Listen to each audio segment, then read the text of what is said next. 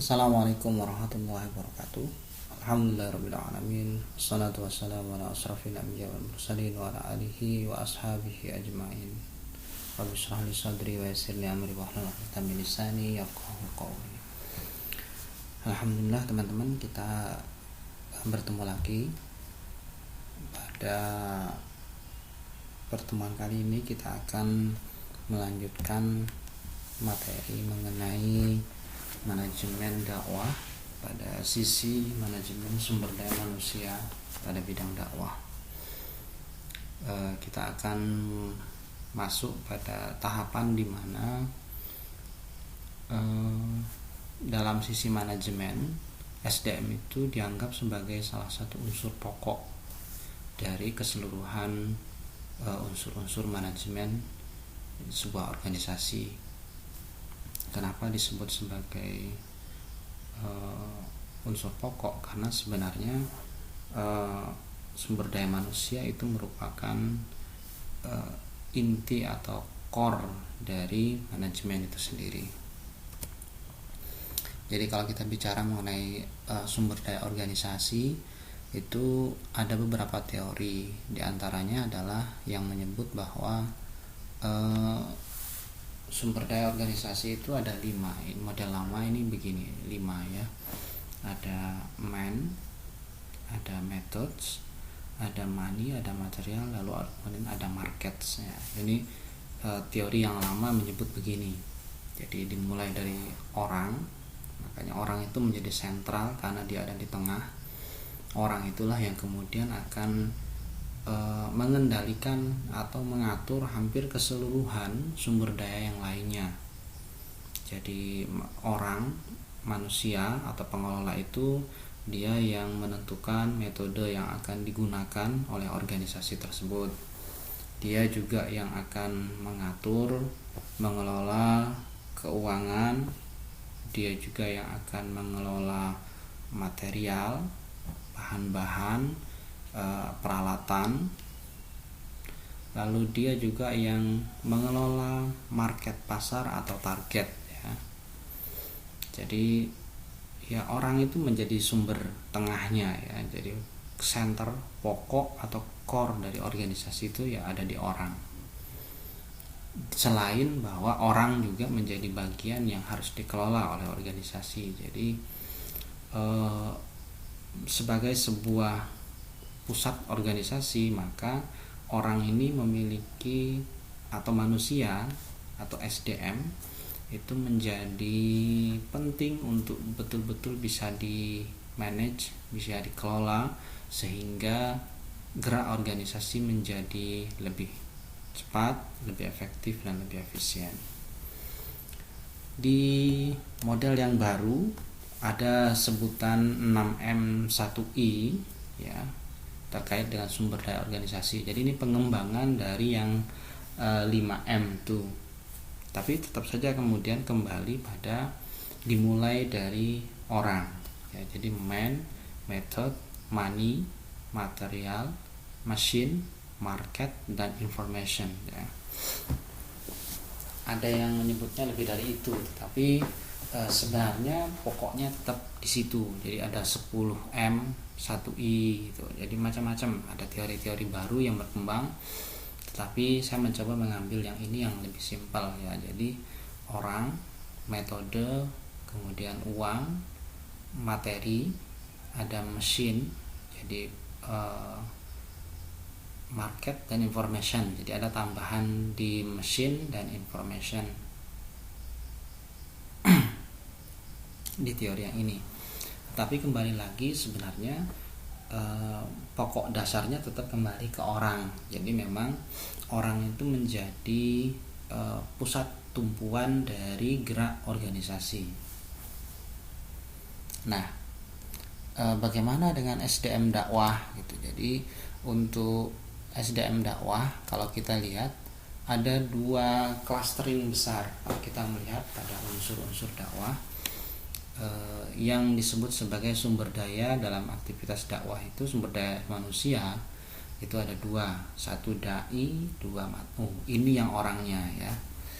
Di luar itu kan kalau kita baca unsur-unsur dakwah itu ada dai, ada mat'u, ada metode atau thariqah, ya, ada media atau maddah atau wasilah, ada materi atau maddah, lalu kemudian yang terakhir ada efek atau asar. Itu kan ada 6 unsur dakwah.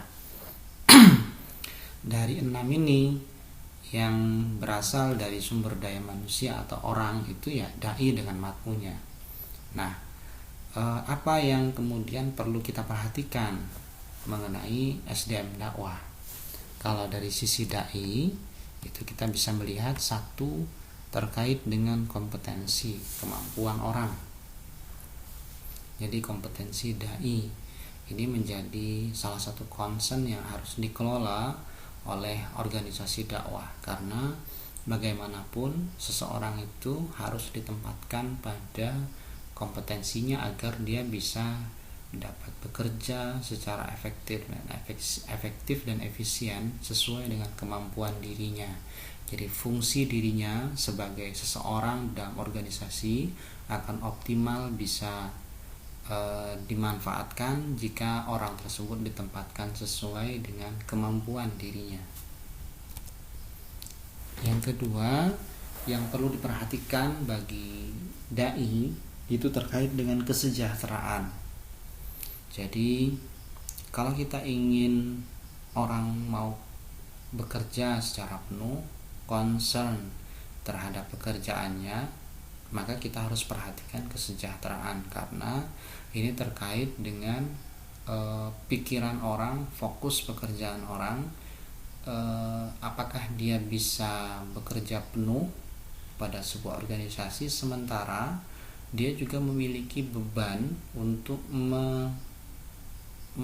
kebutuhan kesejahteraan dirinya maupun keluarganya jika memang sudah berkeluarga. Maka salah satu yang harus diperhatikan itu terkait dengan kesejahteraan dai oleh organisasi dakwah. Jadi ya gimana orang bisa concern bekerja melakukan aktivitas dakwah sementara kesejahteraan diri dan keluarganya tidak terperhatikan. Konsentrasi dirinya pasti akan terpecah, ya. Jadi itu menjadi salah satu yang diperhatikan oleh organisasi dakwah. Ya memang bekerja atau beraktivitas dakwah itu ada yang menyebutnya adalah sebagai ibadah, ya. Jadi ada yang menganggap berdakwah itu adalah sebagai ibadah. Tetapi kita harus kembali lagi pada konsep dasar manusia, bahwa kalau dia berkeluarga sedikit banyak dia akan terbebani dengan persoalan kesejahteraan ini. Dan jika kita ingin orang concern terhadap aktivitas berdakwah, maka perhatikan kesejahteraan ini. Jika kesejahteraannya terjamin, maka dia akan bisa konsentrasi penuh untuk menjalankan aktivitasnya sebagai dai. Selanjutnya yang menjadi concern dalam pengembangan SDM dakwah. Jadi apa yang perlu dikembangkan? Kompetensi orang mungkin bagus, tetapi pengetahuan, skill, keterampilan, penguasaan dan atau adopsi terhadap hal-hal baru itu perlu dikembangkan, karena ya semua orang berhadapan dengan perkembangan yang sangat pesat saat ini. Jadi kalau kita kemudian menafikan atau tidak memperhatikan pengembangan dai, pengembangan kompetensi dai, pengembangan pengetahuan dai, kita akan melihat dai-dai yang bukan tidak berkembang, tetapi terpaku pada hal-hal yang mungkin tidak up to date, dan mungkin pada saat dia menyampaikan materi menggunakan metode yang lama, menggunakan materi-materi yang lama, bisa jadi itu tidak menarik bagi mat'u, sehingga maka penting untuk mengembangkan kepribadian dai dari sisi kompetensi maupun pengetahuan dirinya agar selalu up to date sesuai dengan konteks kekinian. Dan yang terakhir dari sisi dai itu yang perlu diperhatikan adalah terkait kaderisasi, proses penyiapan, bagaimana orang-orang yang kita harapkan mampu menjadi dai di tengah-tengah masyarakat itu tidak hanya yang itu saja, tapi selalu lahir dai-dai baru, orang-orang yang memiliki kompetensi, memiliki kemampuan untuk menyampaikan materi dakwah dengan model-model kekinian, ya istilahnya itu ya dai gaul gitu. Jadi dai yang mampu merangkul semua pihak, mampu masuk dan diterima oleh hampir semua golongan, itu harus selalu dicari dan dikembangkan. Jadi kita tidak bisa bertumpu pada satu orang, pada satu sosok figur dai, karena bisa jadi seorang dai cocok bagi satu generasi, tapi begitu muncul generasi baru, itu mungkin orang tersebut sudah tidak cocok. Maka kita perlu selain mengembangkan kompetensi, juga perlu melakukan proses mencari siapa sih figur baru dari kaum muslim yang ada saat ini, sehingga proses kaderisasi diperlukan agar orang-orang yang melakukan kegiatan dakwah tidak itu saja, orang-orang yang menyampaikan dan melaksanakan aktivitas dakwah bisa semakin banyak, karena semakin banyak orang yang melakukan aktivitas dakwah, maka tujuan dakwah itu sendiri akan semakin mudah tercapai. Selanjutnya dari sisi mat'u, apa yang perlu diperhatikan?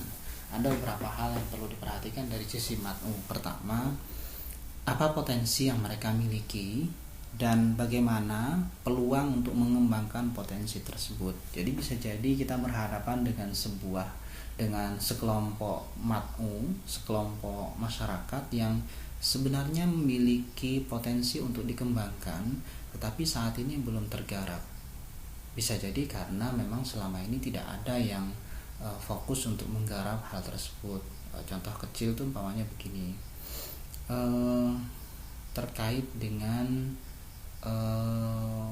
potensi orang untuk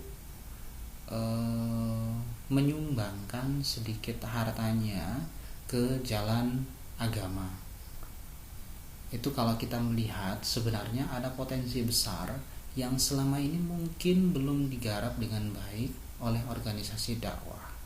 Jadi kalau itu digarap, umpamanya terkait dengan filantropi ya. Jadi filantropi itu aktivitas untuk mendermakan sebagian harta untuk di jalan dakwah, untuk kegiatan agama, umpamanya filantropi Islam di sisi itu.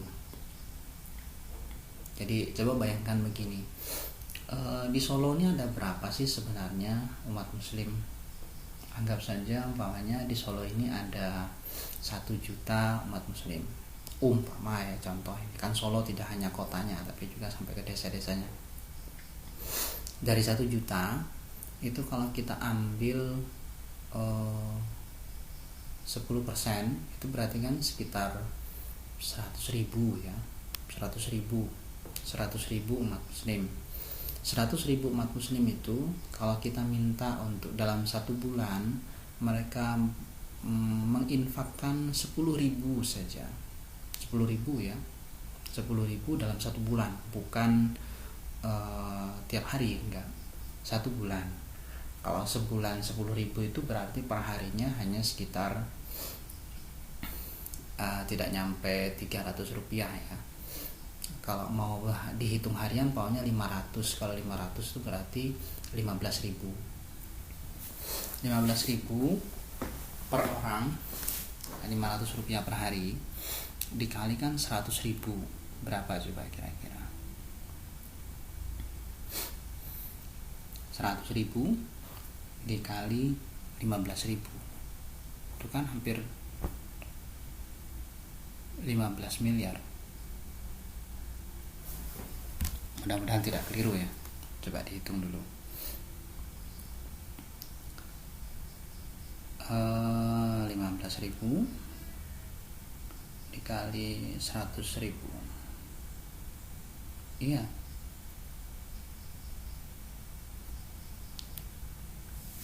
1,5 M. Maaf keliru ya.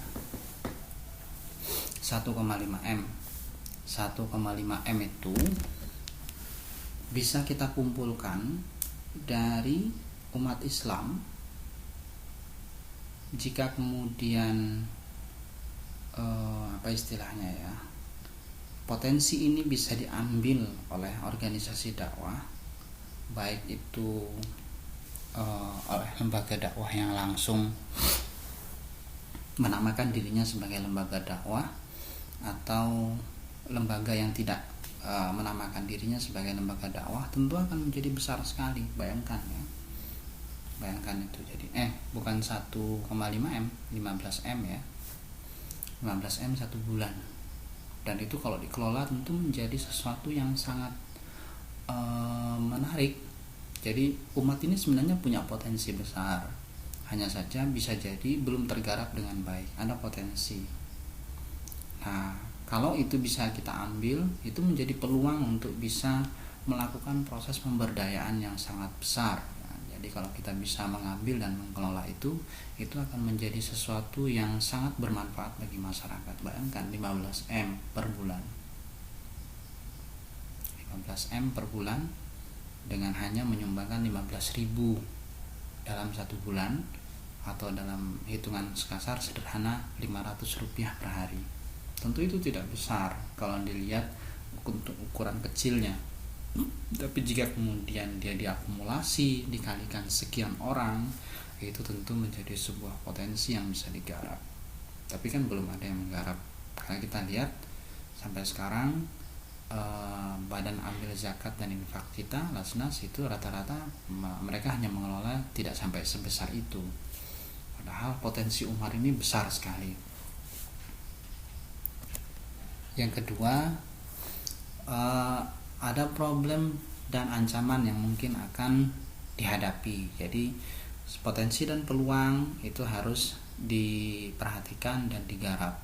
Tapi selain itu, apa masalah yang sedang dihadapi oleh para mat'u itu menjadi concern dalam aktivitas dakwah. Jadi apa masalah yang mereka hadapi saat ini dan apa yang mungkin akan memunculkan masalah baru, itu menjadi concern kita dari sisi mat'u.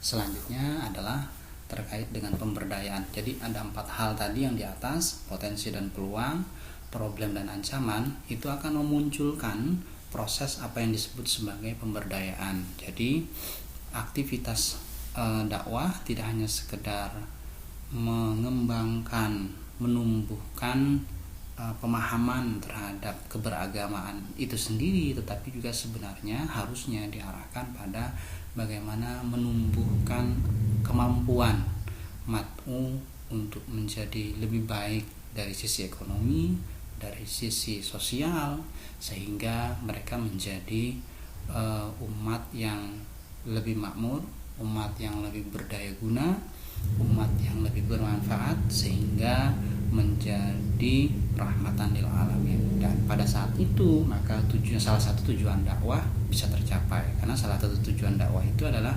bagaimana umat Islam ini mampu menjalankan seluruh ajaran agamanya dan menjadi bermanfaat bagi seluruh alam.